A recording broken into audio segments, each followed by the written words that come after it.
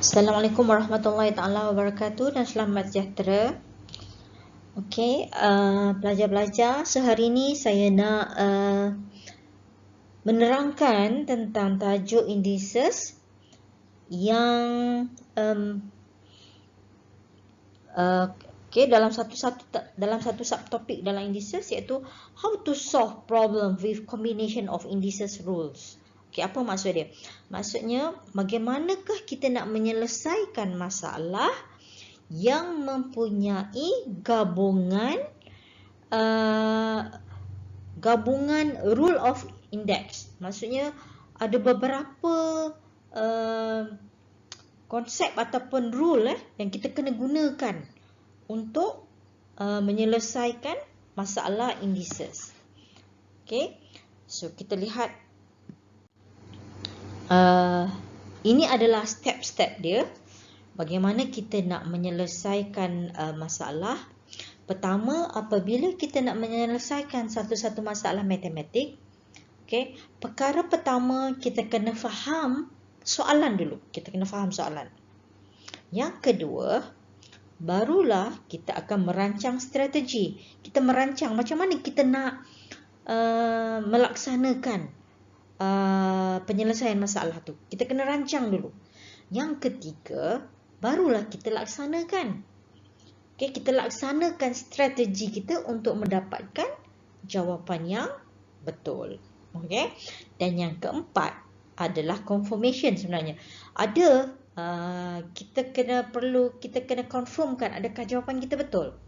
Okay, dia ada macam-macam method macam mana kita nak confirmkan. Adakah sama ada kita guna calculator ataupun kita guna cara lain. Sebenarnya saya akan menggunakan 4 strategi inilah untuk kita selesaikan masalah. Jadi untuk yang combination of rule indices ni, maksudnya dalam satu masalah tu dia ada macam-macam bentuk rule dia masukkan. Okey. Jadi step pertama kita kena switch to the same base. Maksudnya kan kalau ini soalan yang berkaitan je, katalah soalan tu dia perlu untuk kita switchkan dia ke same base, so kita kena switchkan dulu dia ke asas yang sama. Yang kedua, kita kena simplify power rule. Kalau ada melibatkan indices yang mempunyai power rule type 1 ataupun type 2 kan, kita kena simplify dulu. Okay, especially yang power type 1, kena simplify dulu. Yang ketiga, barulah kita akan simplify yang berkenaan dengan product dan question rule. Okay, yang keempat, barulah kita simplify ataupun solve mengikut kehendak soalan. Kadang-kadang soalan nak suruh simplify, kadang-kadang soalan nak suruh solve. Jadi kita kena ada 4 cara penyelesaian dia. Okey, untuk lebih faham, kita kena pergi kepada masalah yang berkaitan. Okey, contoh. Okey, step to switch to the same base. Okey, apa maksud switch to the same base? Maksudnya kita kena tukar dia ke asas yang sama. Okey, contohnya macam ni Example. Okey, ni semua step 1. Okey, example 1 ni. Kita ada soalan 2 kuasa 3, 4 kuasa 5, 8 negatif 3. Okey. Kita kena switch dia kepada same base. Okey, kebetulan soalan ni 2, 4, 8 boleh tukar kepada asas yang sama. Okey, so macam mana nak tukar? Maksudnya 2 ni lah asas terkecil dia. So 2 kuasa 3 dah tak boleh tukar dah. Tapi 4 ni kita boleh tukar jadi 2 kuasa 2. Okey, 5 ni kita kekalkan, biar 5 ni. Okey, 8 kita boleh tukar kepada 2 kuasa 3. Okey, negatif 3 ni biarkan. Ya, negatif 3 ni biarkan ni. Negatif 3. Okey, kan kita dah tukar asas yang sama, kan? Lepas tu apa nak buat? Kan ini adalah power rule type 1. Macam mana power rule type 1? Ingat lagi tak? Okay. So power rule type 1 kita kena 2 kuasa 3. Okay. Lepas tu 2 darabkan dengan 5. Itu yang dapat 10. 3 darabkan negatif 3 dapat negatif 9. Inilah cara untuk kita switch to the same base. Okay. Saya bagi lagi satu contoh. Macam mana kita nak switch to the same base. Okay. 5 kuasa 2. Bahagikan dengan 25 kuasa 3. Darabkan dengan 125 kuasa 4. Okay. Kita nak switch kepada base mana? So, nak base berapa?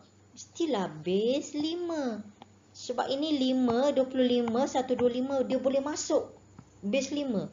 So 5 kuasa 2 dah tak boleh tukar dah. Kita biarkan lah. Tapi 25 kita boleh tukar jadi 5 kuasa 2. So kita masukkan dalam kurungan 5 kuasa 2. 3 ni biar dekat luar. Okey, 125 adalah 5 kuasa 3. Kita masukkan dalam kurungan. 4 ni biar dekat luar. Okey. Jadi, macam mana kita nak simplify lagi? 5 kuasa 2. Okey. 2 darabkan dengan 3. Itu yang dapat kuasa 6. 3 darabkan dengan 4. Itu yang dapat 12. Okey. Ini 2 contoh. Saya tunjukkan bagaimana nak switch to the same base. Okey. Okey. Untuk lebih faham, kita kena pergi ke masalah yang sebenar. Okey, contoh 1. Okey, saya bawakan contoh yang sama tadi kan. Okey, 2 kuasa 3 kali 4 kuasa 5 kali 8 negatif 3. Switch to the same base. Okey, kita dah switch dah. 4 tadi kita switchkan pada 2 kuasa 2 dalam kurungan. 8 kita switchkan kepada 2 kuasa 3 negatif 3. Okey, jadi kita dapat berapa? 2 kuasa 3, dia dah tak perlu nak switch lagi kan? 2 kuasa 3, okey, biar. So, 2 kuasa 10. 10 datang dari mana? 2 darabkan dengan 5. 2 negatif 9. Okey, negatif 9 dapat dari mana? 3 darabkan dengan negatif 3. Okey, apabila dah dalam base yang sama, 2 dengan 2 dengan 2 kan sama. Okey, apa nak buat bila base dah sama? So, darab 3 tambahkan dengan 10 tolakkan dengan 9. Okey, maksudnya 3 tambah 10 tambah negatif 9.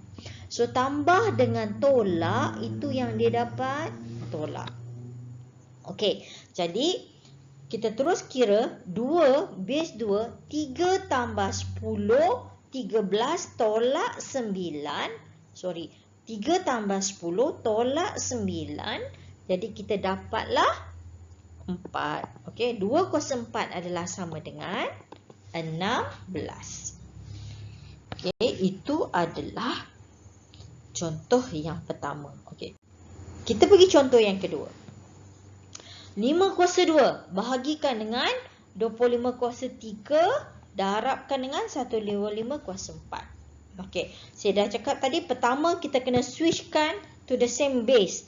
Okey, 5 kuasa 2. Tak payah switch dah, dia dah ni. Okey, 25 kita tukar 5 kuasa 2. Okey, kuasa 3 dekat luar. Okey, 125 kita dapat berapa? 5 kuasa 3. 4 kat luar. Ni 4 ni. 4 kat luar. Okey. Apabila base dah sama. Okey. Okey. Maksudnya kedua, kita simplify power rule type 1. Okey, type 1. Jadi, apa dia? 5 kuasa 2. 2 darabkan dengan 3. Kuasa 6. 3 kali 4. 12. Okey. Sekarang base dah sama kan? 5, 5, 5. Jadi, kita tulis 5. Okey. 2, dia dekat atas 2. Okey, bahagi akan jadi darab. Okey, bahagi akan jadi darab. Jadi 2 bahagi tu dia akan jadi darab. Tolak. Tolak kenapa tolak? Sebab dia dekat bawah bahagi. Tolak 6. Okey, tolak 12. Kenapa tolak? Sebab dia bahagi dekat bawah. tolak 12. Jadi 2 tolak 6 tolak 12 dapatlah tolak 16. Jadi 2 kuasa negatif 16. Okey, 2 negatif 16. Kalau kita nak positifkan kuasa dia, apa nak buat? Type power rule type 2. Okey, 1/5 kuasa 16. Okey, itu adalah contoh yang kedua. Okey. Kita pergi contoh yang ketiga. Contoh yang ketiga, soalan dia adalah 4P kuasa 2, Q kuasa 3, okey, dalam rumah kuasa 2. So, ini adalah power rule type 1. Darabkan dengan 5P kuasa 2, bahagikan dengan PQ kuasa 3. Okey. Adakah switch to the same base? Adakah kita perlu samakan base? Okey, untuk soalan ni tak perlu. Kenapa tak perlu? Sebab 4 dengan 5 dia tak boleh nak disamakan base dia. Okey, 4 dengan 5 tak boleh nak samakan base. Tapi disebabkan ni, jadi apa kita nak buat? Kita kena simplify dulu power rule. Power rule type 1. Okey. Apa tu power rule type 1? Yang dalam rumah ni kena selesaikan dengan luar rumah ni. Jadi 4 kan kuasa 1. Okey. Jadi 1 darabkan dengan 2, itu yang dapat 4 kuasa 2. Okey, P 2 darabkan dengan 2, itu yang dapat P kuasa 4. Q 3 darabkan dengan 2, itu yang dapat kuasa 6. Okey. Kita kena selesaikan yang bahagian ni. Okey, darab 5P kuasa 2. So, ni tak perlu nak buat apa-apa. Dan bawah PQ kuasa 3 pun tak payah nak buat apa-apa. Okey. Habis step 2. Okey, sekarang step 3. Step 3, you kena selesaikan power tambah tolak. Product and question rule. Mana yang perlu ditambah, mana yang perlu ditolak. Kalau darab kita tambah, kalau bahagi kita tolak. Jadi pertama apa nak buat? Kita selesaikan nilai dulu. 4 darabkan dengan 5 dapat 80.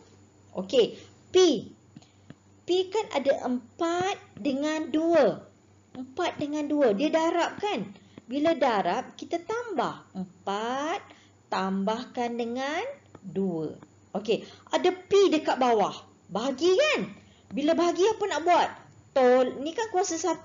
Itu yang kena tolak 1. Maksudnya, bila dia darab dekat atas, kita tambah. Tapi bila ada P dekat bawah, okey, dibahagi, kita kena tolak kuasa dia. 4 tambah 2 tolak 1. Jadi saya harap pelajar faham kenapa 4 tambah 2? Sebab 4 didarabkan dengan ni. P kuasa 2. Dia tambah. Okey? Tapi ada P dekat satu bawah ni. Jadi bila bawah bahagi, kita kena tolak 1. Okey, Q. Tengok. Q ada kuasa 6. 6 ada Q kat bawah 3. Bahagi kan? So, 6 tolakkan dengan 3. Kenapa tolak? Sebab dia bahagi. Q6 bahagikan dengan Q3. Dia bahagi. Okey, jadi 80. P adalah 4 tambah 2 tolak 1. Dapat kuasa 5. 6 tolak 3. Kuasa 3. Okey, macam itulah penyelesaian untuk example yang ketiga. Jadi saya harap pelajar faham. Kalau tak faham, ulang video ni sampai faham. Kenapa dapat jawapan ni? Kenapa dapat jawapan ni? Okey, tanya kenapa dapat jawapan ni, tengok balik. Ulang balik. InsyaAllah bila you ulang, you akan faham kenapa dapat nilai ni, kenapa dapat nilai tu. Okey. Jadi saya harap saya dah tunjukkan 3 example dan saya harap pelajar-pelajar saya tahu nak selesaikan masalah yang berkaitan dengan combination of rule. Combination maksudnya apa? Sekarang dia combination power rule type 1, okay, product dan juga question rule. Okay, so terima kasih kerana menonton dan jangan lupa like, comment, share and subscribe. Okay, itu saja. Terima kasih. Assalamualaikum warahmatullahi taala wabarakatuh.